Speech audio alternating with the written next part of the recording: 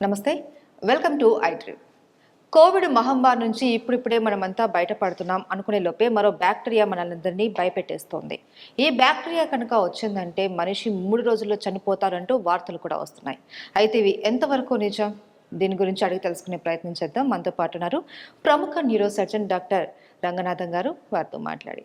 నమస్తే సార్. నమస్తే. ఏంటి సార్, కోవిడ్ నుంచి ఇప్పుడిప్పుడే అమ్మయ్య అనుకొని రిలాక్స్ అవుతున్న ఈ సందర్భంలో మళ్ళీ ఇంకొక బ్యాక్టీరియా వస్తుంది, ఇది కనుక వస్తే మనిషి 3 రోజుల్లో చనిపోతారు, మనిషిని తినేస్తుంది అనేసి చెప్తున్నారు. ఇది భయపెట్టే అంశమా, లేకపోతే నిజంగానే ఈ బ్యాక్టీరియా ఎఫెక్ట్ ఉందంటారా? ఇది భయపెట్టే అంశం కానే కాదు. అంటే ఆ బ్యాక్టీరియా, ఇది ఒక బ్యాక్టీరియల్ వ్యాధి, స్ట్రెప్టోకాకస్ అని. అదేంటంటే గ్రూప్ ఏ స్ట్రెప్టోకాకస్ పయోజెనిస్ అని. చాలా ప్రమాదకరమైన వ్యాధి. అదృష్టవశాత్తు ఇంకా భారతదేశంలో రాలేదు, ప్రస్తుతానికి జపాన్లోనే ఉంది. ఓకే. ఇప్పుడు ఏదో కారణం వల్ల మానవాళికి గడ్డు సమయం అండి నిజంగా. కోవిడ్ వచ్చింది, కోవిడ్ తగ్గింది, తర్వాత ఇంకేదో మంకీ ఫాక్స్ అని వచ్చింది, ఆ తర్వాత బర్డ్ ఫ్లూ అని ముందు వచ్చింది, తర్వాత వచ్చింది. మనం దాని మీద కూడా కొన్ని వీడియో చేసాం.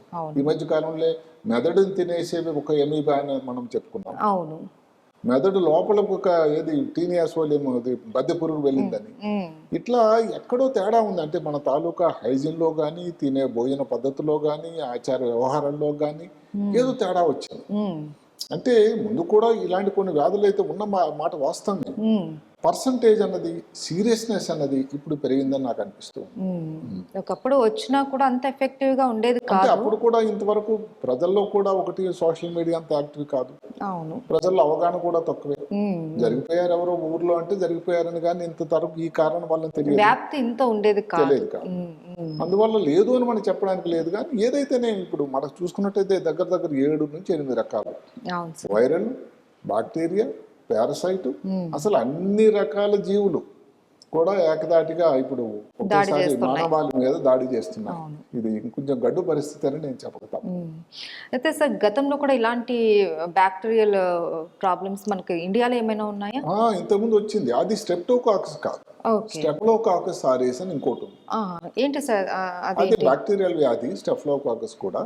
అది ఎవరికైనా ఇప్పుడు అప్పుడే కొత్తగా ఆపరేషన్ అయింది అనుకోండి, లేకపోతే దెబ్బలు తగిలేదు, సరిగా మానలేదు, ఇలాంటి వాళ్ళలో అక్కడ ఈ బ్యాక్టీరియా చేరి ఇలాంటి ఇబ్బందికరమైన ప్రమాదకరమైనటువంటి వ్యాధి కూడా దారి తీసినటువంటి. అయితే ప్రస్తుతం వచ్చిన స్ట్రెప్టోకాకస్ కి దానికి తేడా ఉంది. మనం ఈ స్ట్రెప్టోకాకస్ గురించి మాట్లాడుకుందాం. ఏదైతే జపాన్ దేశంలో వచ్చింది జూన్ 2వ తారీఖు, అంటే మనం ఇప్పుడు ఏ తారీఖులో ఉన్నాం, 22. ఈ ఇన్ని రోజుల్లోనే దగ్గర 1000 కేసులు పైగా నమోదైంది. ఎంత ప్రమాదం అంటే ముందు మీరు చెప్పినట్టుగానే దగ్గర 3 రోజుల్లోనే ప్రాణానికి హానిగా అది మనిషిని తినేస్తుంది. దాని పేరే ఫ్లెష్ ఈటింగ్ అని. మనిషి తినేసి కన్నా ఫ్లెష్ ఈటింగ్ అంటే. ఫ్లెష్ ఏంటి? ఇప్పుడు చర్మం ఉంది, దాని లోపల సాఫ్ట్ టిష్యూ అంటాం, కండరాలు ఉంటాయి, మళ్ళీ బోన్ వరకు దాడి చేసినట్టు లేదు. అన్ని కూడా దానివల్ల ఏమవుతుందంటే శరీరంలో రక్తం తాలూకా ప్రవాహం తాలూకా ఇబ్బందులు వస్తున్నాయి. ఇన్ఫెక్షన్ వల్ల ఏమిటి, సడన్ గా వాళ్ళు దీనిలోకి వెళ్ళిపోతున్నారు, బీపీ తక్కువ అయిపోతుంది. అసలు మొదలవడం ఏంటంటే జ్వరం, దగ్గు, గొంతు నొప్పి, తలనొప్పి, కండరాల నొప్పి, ఇలా మొదలయ్యి తర్వాత ఏమిటి, ఈ రక్తం తాలూకా గడ్డకట్టుకునేటువంటి ప్రమాదం కూడా మొదలైంది. మామూలుగా అయితే జ్వరం, దగ్గు ఇవన్నీ కూడా సాధారణంగా వచ్చేది. ఈ వ్యాధికి సరిపోయింది ఏంటంటే ఇవి లక్షణాలుగా మొదలై జ్వరము, దగ్గు కన్నా ముఖ్యంగా గొంతు నొప్పి, గొంతుకు లోపల నాలుక లోపల ఏమైనా ఎర్రగా అయిపోవడం, దానికి ముద్దు పేరు పెట్టారు స్ట్రాబెర్రీ టంగ్ అని. అంటే స్ట్రాబెర్రీ ఫ్రూట్ అని చూస్తాం, అలా ఉంటుందట వాళ్ళ ఇది. ఇంకా చెప్పుకోవాలంటే ఎంత ప్రమాదం అంటే, ఉదయం ఒక రోజు తెల్లవారి మనిషి లేచాడు, లేచేసరికి కాళ్ళది యాంకిల్స్ దగ్గర, చీలమైన దీంట్లో గుర్తుల దగ్గర పాప వస్తుంది, మధ్యాహ్నం కల్లా ఇక్కడ వరకు వెళ్ళిపోతుంది. ఇంకా మరుసటి రోజు కల్లా అసలు వెంటిలేటర్ మీదకి వెళ్ళిన పరిస్థితి. ఇదే కానీ గుర్తించడం కానీ చేయకపోతే మనిషే జరిగిపోతున్నాడు. ప్రస్తుతం ఉన్న గణాంకాలు బట్టి మోర్టాలిటీ చనిపోవడం అన్నది దగ్గర 80 నుంచి దాని 10% ఉంది. ఎంత 72 రోజులు గంటల్లోనే అయిపోతుంది, 3 రోజుల్లోనే. అసలు ప్రాబ్లం కనుక్కునే లోపలే మనం చావు దాకా వెళ్ళిపోతున్నాం. అయితే దానికి ఏమిటంటే కొన్ని టెస్టులు ఉన్నాయి. టెస్టులు ఏమిటంటే గొంతుకు బ్లడ్ టెస్టులు కానీ, రక్తం ఇప్పుడు బ్లీడింగ్ టైమ్, క్లాటింగ్ టైం అని, లేకపోతే కోయాగ్యులేషన్ ప్రొఫైల్, ఏదైతే లివర్ కూడా డ్యామేజ్ అవుతుంది, ఆర్గాన్ ఫెయిల్యూర్ అంటే ముఖ్యం. ఏది ఒకటి కండరాలు డ్యామేజ్ అయిపోతున్నాయి, లివర్ డ్యామేజ్ అవుతుంది, మూత్రపిండాల మీద ఏది రక్త ప్రసరణ ఉండదు, ప్రవాహం ఉండదు, దాంతో మూత్రం తయారు కాదు, కిడ్నీ ఫెయిల్యూర్ ఉంటాం, లివర్ ఫెయిల్యూర్. అంటే ఒక్క ఆర్గాన్ కాకుండా శరీరంలో ఇన్ని 1, 2, 3 ఆల్మోస్ట్ అన్ని ఆర్గాన్స్ మీద మెదడులో వచ్చినట్టు ఫిట్స్ లాగా రావడం, అన్కాన్షియస్ స్పృహ కోల్పోవడం, ఇన్ని శరీరంలోని అవయవాల మీద ఏకధాటిగా ఒక దగ్గర 48 గంటల్లో దాడి జరుగుతుంది. ఇప్పుడు మందులు ఉన్నాయి, దానికి టెస్టులు ఉన్నాయి, ఈ టెస్టులు రిపోర్ట్లు అప్పుడు వస్తాయి.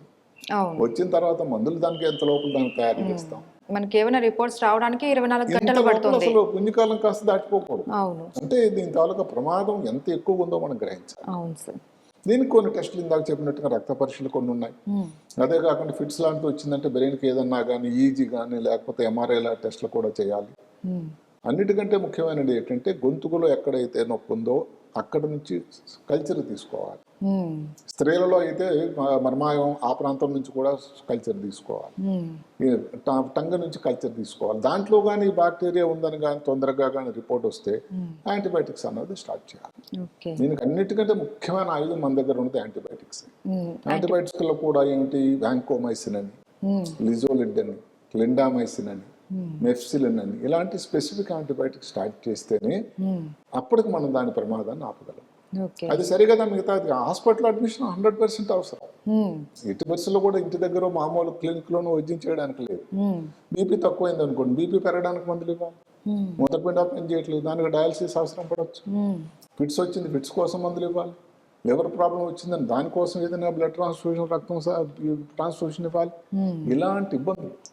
అదే కాకుండా ఇందాక చెప్పినట్టు కండరాలు తినేసిన పరిస్థితి, చర్మం అంతా ఎలా కనబడుతుందంటే చూస్తే ఏదో తినేసి వెళ్ళిపోయింది, ఏదో ఒక జంతువు ఏదో తినేసి వెళ్ళిపోయినంత అలాంటి పరిస్థితి కనబడుతుందట. అంటే నిజంగా చెప్పుకోవాల్సింది ఏంటంటే ఇలాంటి వ్యాధి రాకూడదు సుమా దేవుడా. ఇది కోవిడ్ కన్నా భయంకరంగా ఉంది. కోవిడ్ కన్నా భయం. కోవిడ్ లో టైం ఉండేది, గాలి తీసుకోవడం ఇబ్బంది ఉండేది, వెంటిలేటర్ మీద, అక్కడ ప్రాబ్లమ్స్ వేరు. ఇక్కడ లంగ్స్ లో ప్రాబ్లం కాదు, ఒక లంగ్స్ లో ఆగడం. ఆ కోవిడ్ లో కూడా తర్వాత లంగ్స్ లోనా బ్రెయిన్ లోనా బీపీ తక్కువ అయిపోవడం, వెంటిలేటర్ తీసుకోవడానికి కొద్దిగా సమయం 2-3 రోజులని మాత్రం లేదు. ఇది మరి అత్యంత ప్రమాదకరమైన బ్యాక్టీరియా. ఇంకో మాట అడిగారు ఇంతకుముందు ఇండియాలో వచ్చేది. ఇండియాలో స్టెఫలోకోకస్ ఆరియస్ కి సంబంధించిన టాక్సిక్ షాక్ సిండ్రోమ్ అని ఇంతకుముందు నమోదైంది.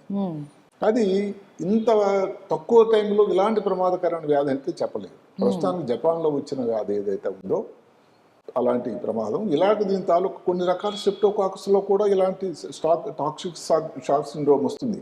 కానీ ఇంత ప్రమాదం ఎక్కడ మనకున్న సమాచారాన్ని బట్టి తెలియదు.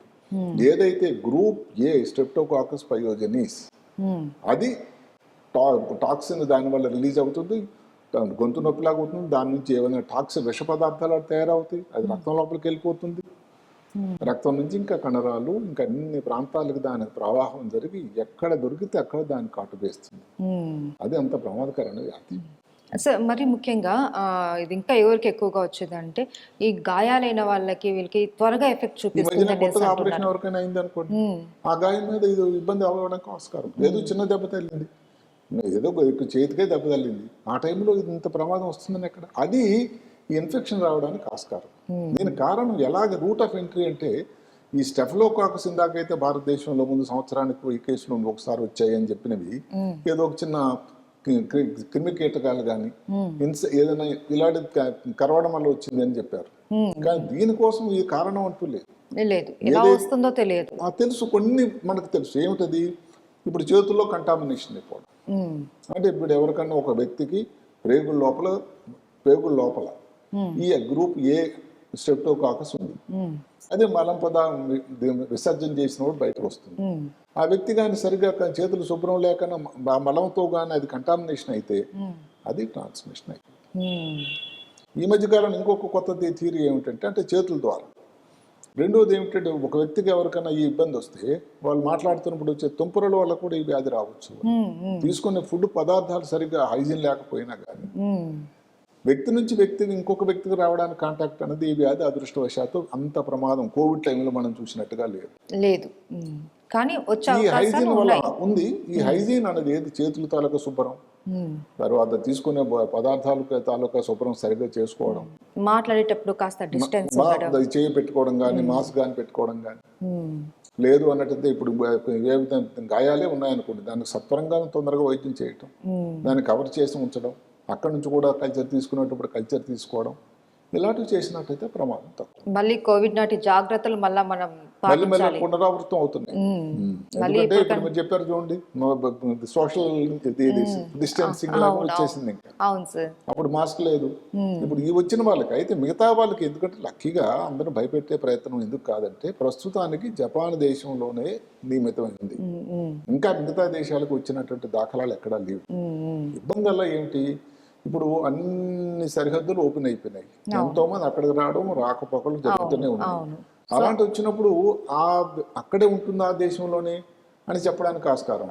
మనం అందరం కోరుకోవాల్సింది ఏంటంటే భారతదేశానికి వచ్చి భారతీయుల్ని ఇప్పటికే కోవిడ్ వాళ్ళు ఇబ్బంది పడి ఉన్నారు, రాకూడదు ఆ దేవుడా అని కోరుకోవాలి. అంటే మళ్ళీ కూడా అప్పట్లాగానే ఎయిర్పోర్ట్ల దగ్గర చెకింగ్ అంతా లేదు. ఇది మనం ప్రజల్ని భయోత్పాదన చేయడం అనేది మన ఆలోచన కాదు.